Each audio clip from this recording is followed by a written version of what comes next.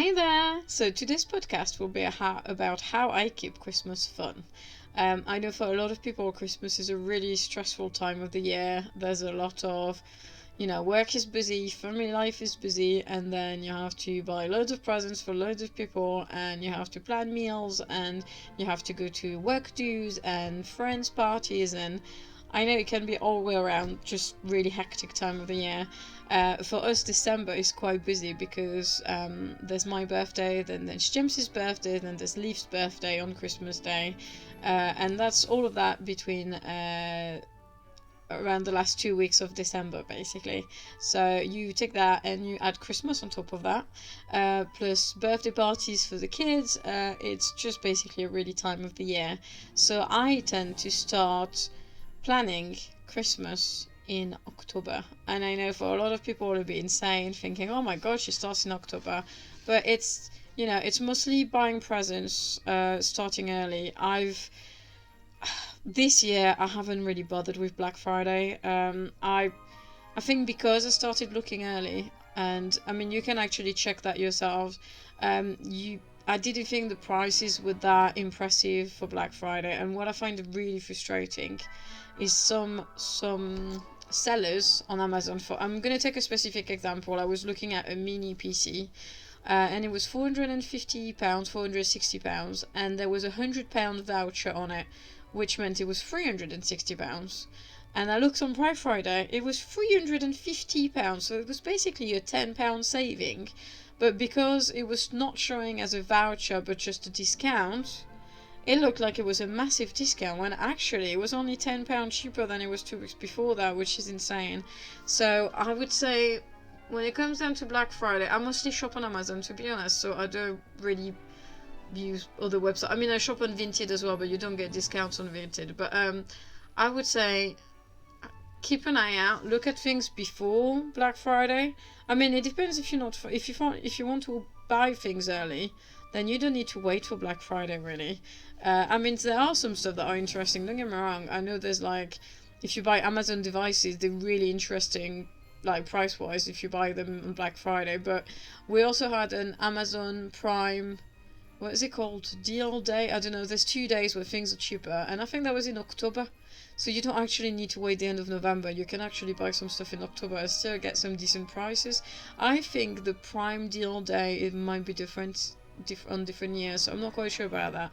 But yeah, you don't have to start shopping late. When it comes down to kids, if you buy clothes, you know which clothes you're gonna buy because their growth is constant. So I know that in October I know which size I'm gonna buy for my kids from December onwards. So that keeps it quite simple.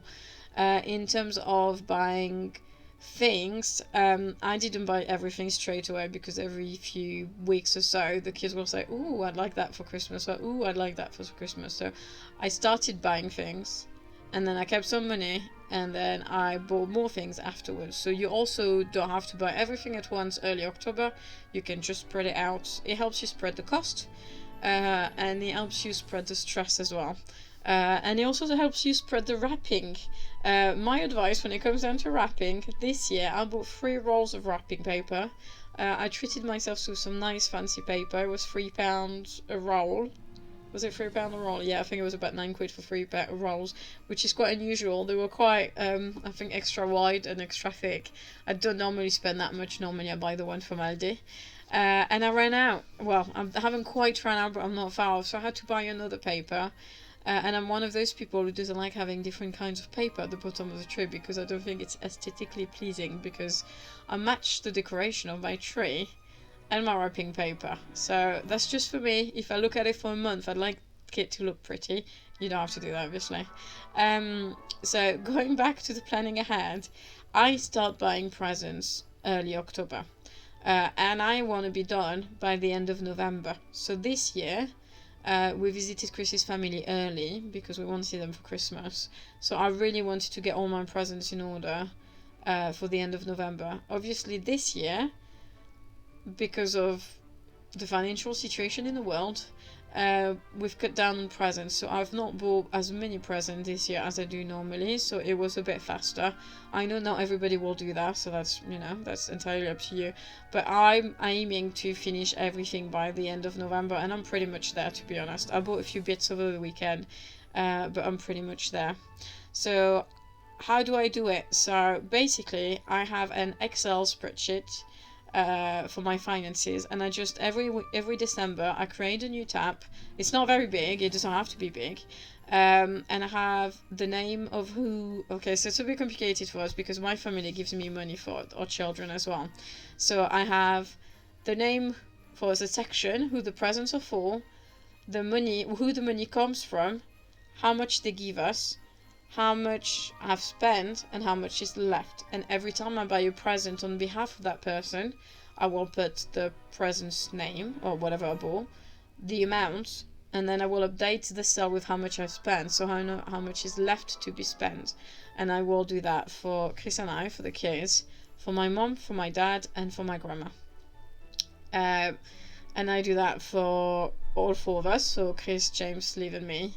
And then when it comes to family, so I will put the family's member name, how much we want to spend on them, how much I've spent, and then I have a cell with how much is left to be spent. And that's really useful because once I've added up all the people we buy presents for, at the very bottom, I should add that, I also add the events. So if we have a birthday party for the kids, which we do most years, we used to do half birthdays so that we could have the kids in the summer and they could play outside, but after COVID we reverted back to winter birthdays, and so far it's worked all right. We'll see as they get older, but so far it's worked all right.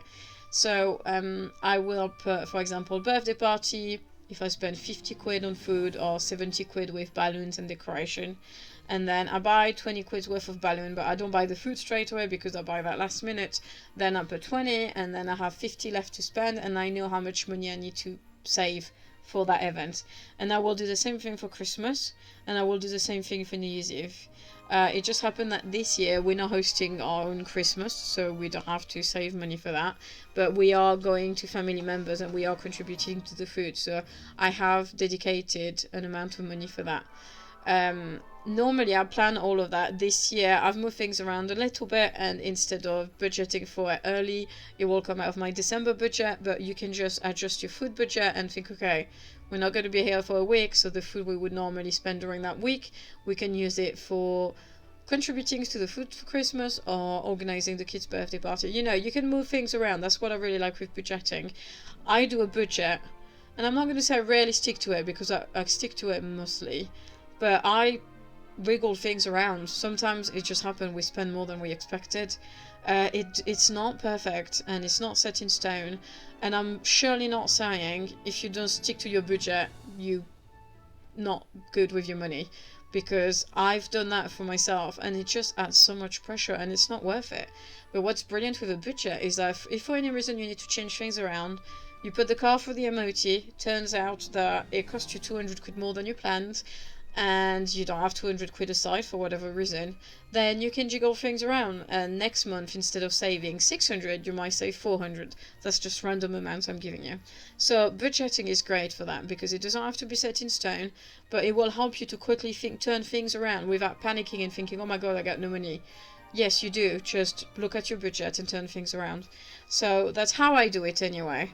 And I found that it's a good habit for me. I do sometimes feel a bit overwhelmed if there's a lot of spendings, and that way of thinking works really well for me. It helps me chill, cool down, and then reset, move things around, make sure there's enough money for the next month, and then move forward going from there. And I do tend to budget, I'm going to say 2 or 3 months ahead.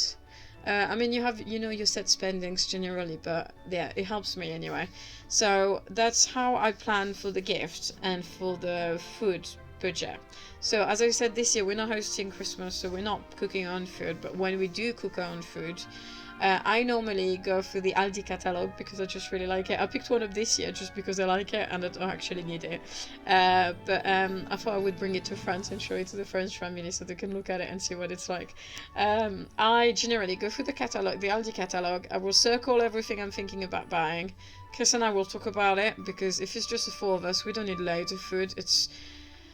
I don't want to be wasteful, and I don't want to eat chicken for 4 days in a row. So we'll look at that and just, buy the right. I will write it in I will make another little table in my spreadsheet, and I say, okay, we want to buy all those things. I will put the prices. Generally, the prices are next to it in the catalog, but if not, I just eyeball it.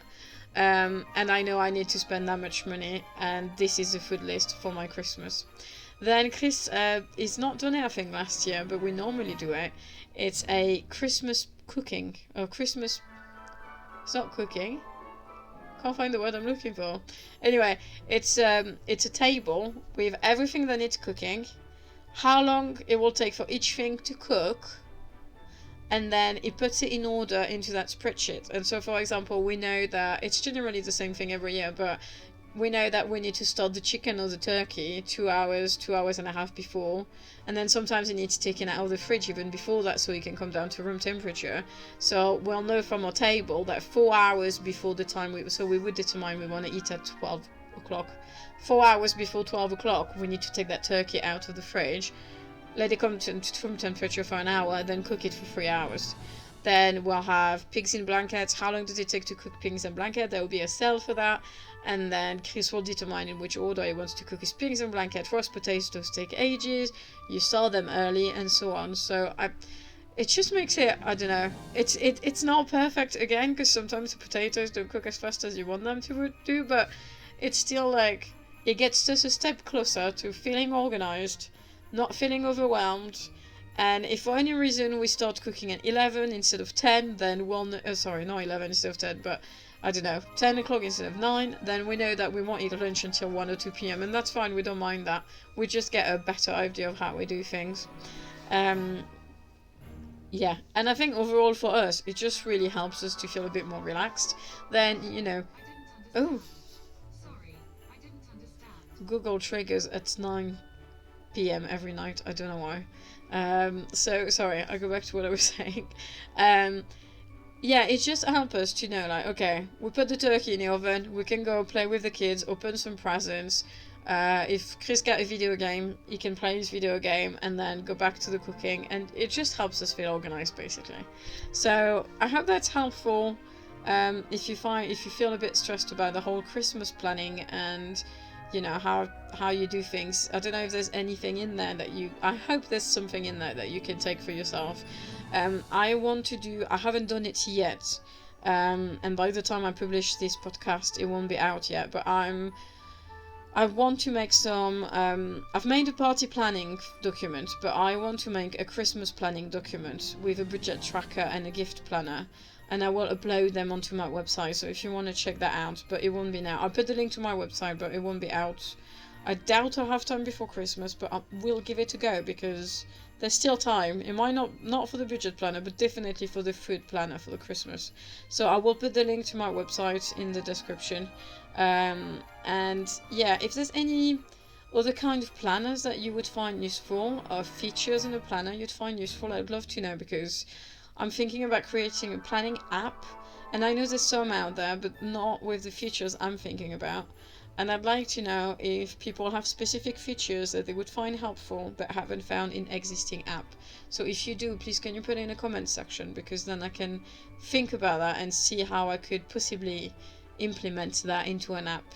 And that will be after I've learned how to create an app, so that will take a little while, but it's something I'm thinking about doing, and I'd love some input from real people out there and to know what you would find useful. So thanks again for listening. I hope you have a lovely week, and I will talk to you in my next podcast. Bye!